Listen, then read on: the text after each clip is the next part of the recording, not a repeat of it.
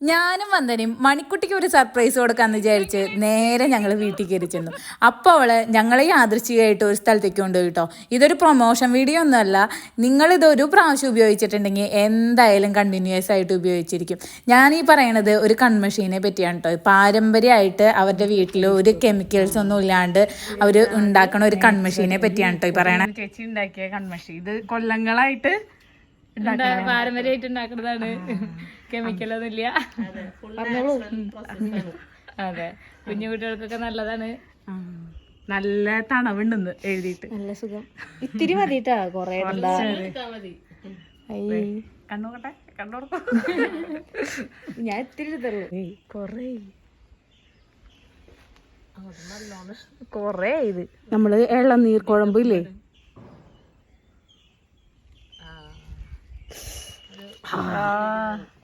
ഇളനീർ അതെഴുതണ മാതിരി നല്ലൊരു ഇതുണ്ട് കേട്ടോ, കുളിർമ. ഇതാണ് നമ്മുടെ 25 രൂപയുള്ളൂ കൺമഷിക്ക്. നമ്മുടെ നാച്ചുറൽ ആയിട്ട്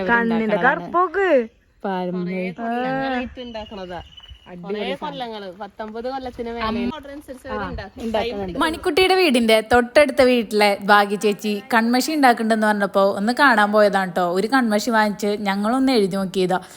ഒരു രക്ഷയില്ല, കണ്ണിന് എന്ത് കുളിർമയാണെന്ന് പറഞ്ഞറിയിക്കാൻ പറ്റില്ല.